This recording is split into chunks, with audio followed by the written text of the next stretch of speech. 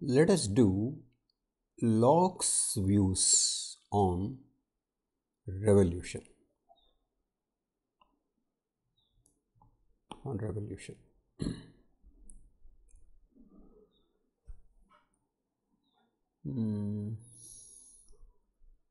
So it's about Locke and more specifically on revolution.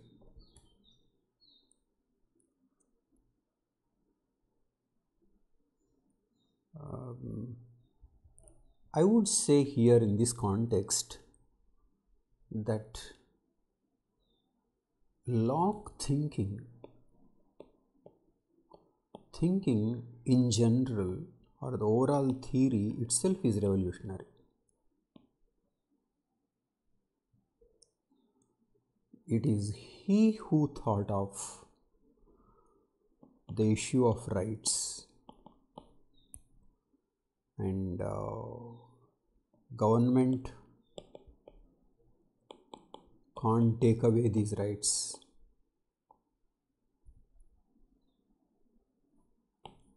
And legislature should control executive. These are all revolutionary ideas.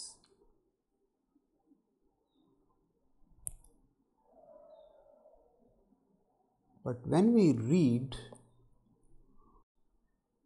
we don't, or the students don't see them as revolutionary because students, particularly in democracies, consider them, take them for granted, because they have been living with those ideas.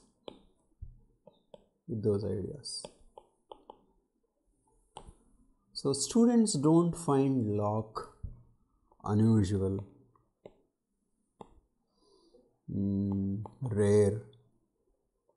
Students don't find, though historically they are very bold and unusual and very rare. They solved the problem of how to organize government democratically. So Locke thought itself is revolutionary, but here what did Locke say on revolution?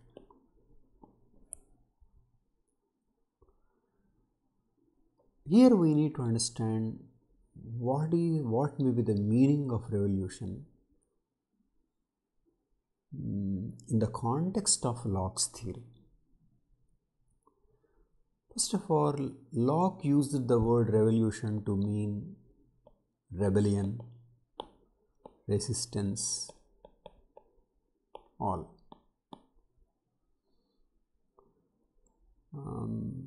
So how does the modern world, how does the present day world use the word revolution, and how did Locke use?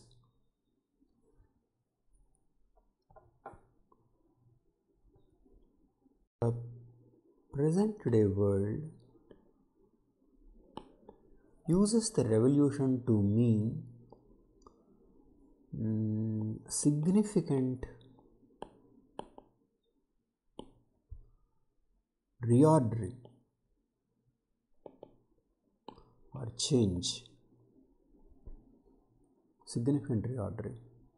We call French Revolution, Russian Revolution,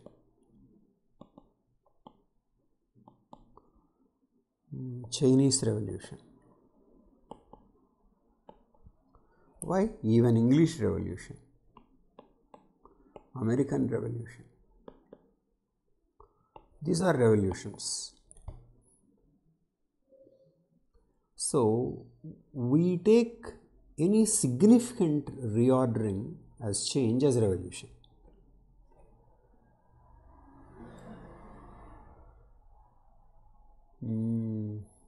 But Locke didn't use the word like that. didn't use the word like that. To Locke, revolution is restoring the order that is agreed upon.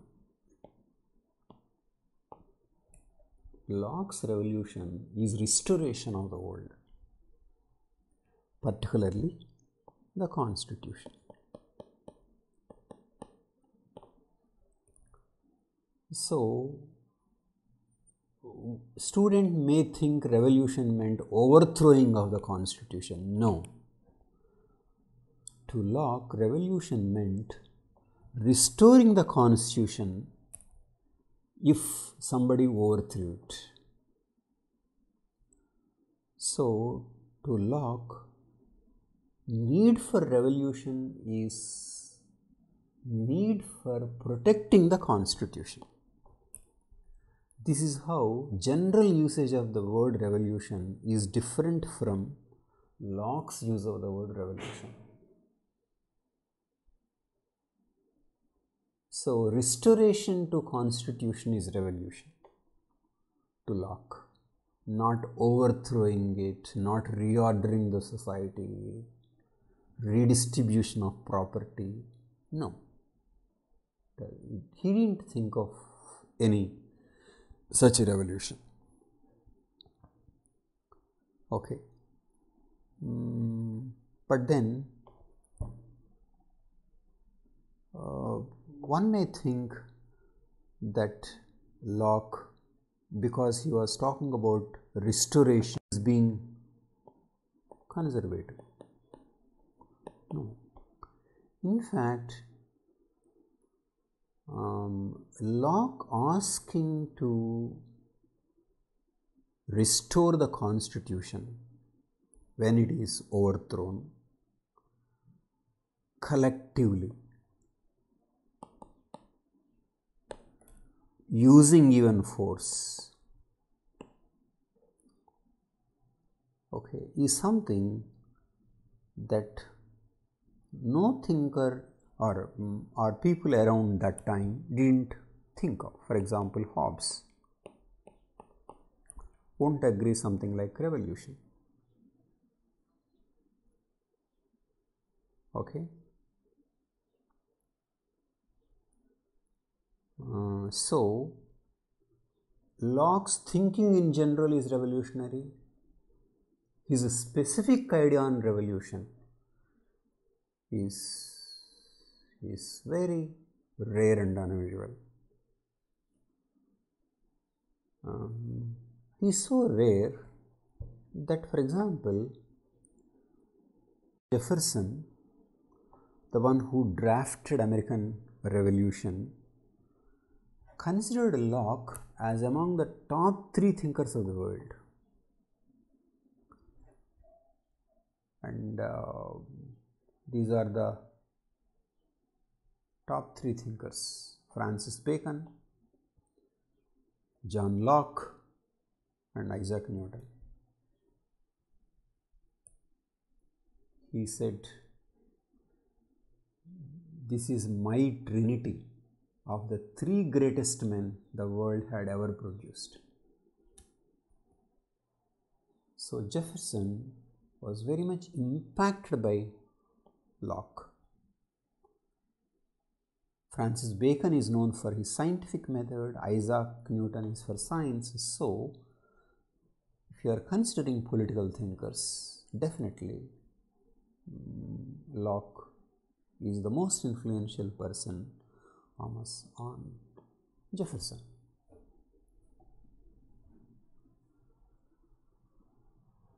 And we will see how Locke's idea of revolution is included in American Constitution.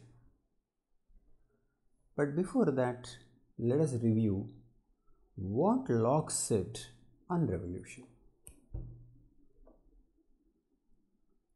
Locke wrote on revolution or rebellion in his book Second Treatise of the Government.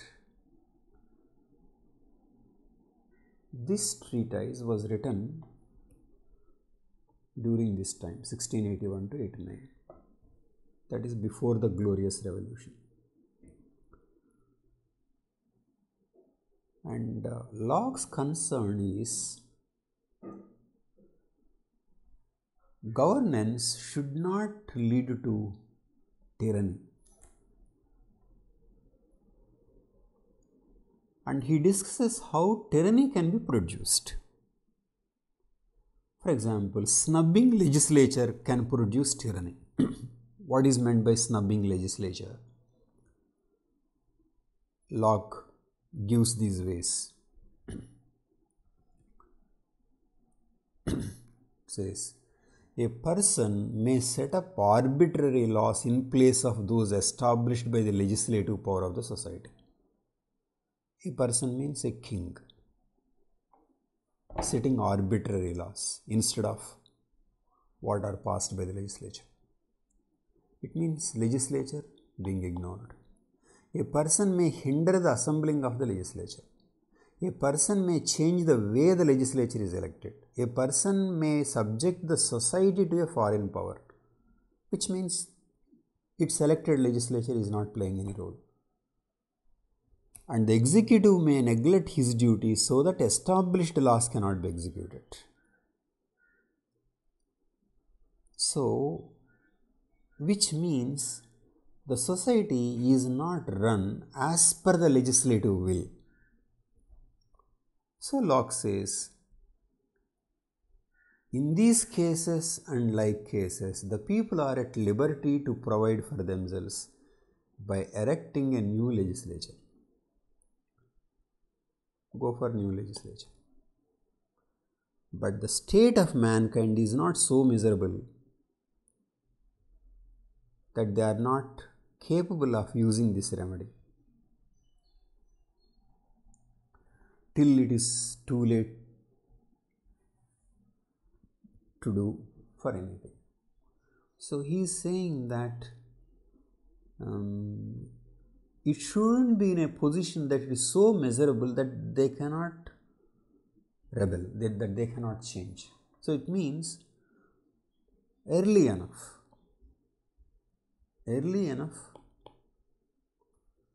the people should see and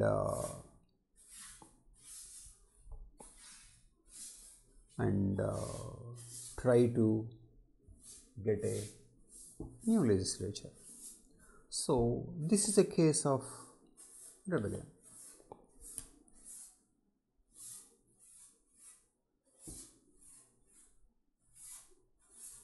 But then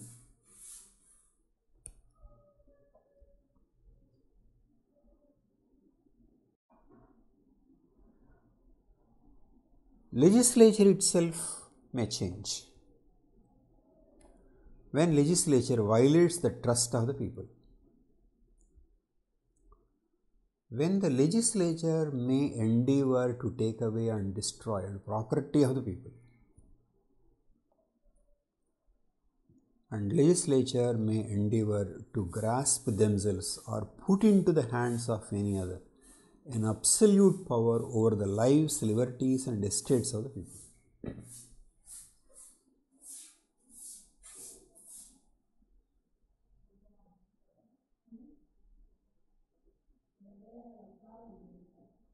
So when the legislature itself is going to do this, then this again becomes an occasion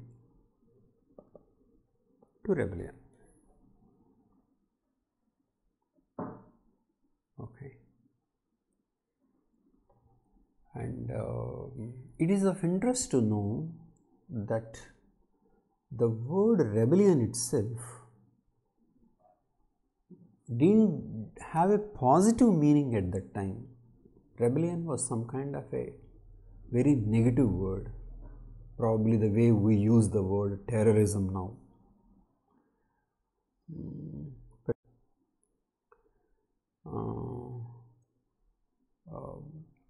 because rebellion is not a positive word, Locke used it in certain paras in a different way. See, look, says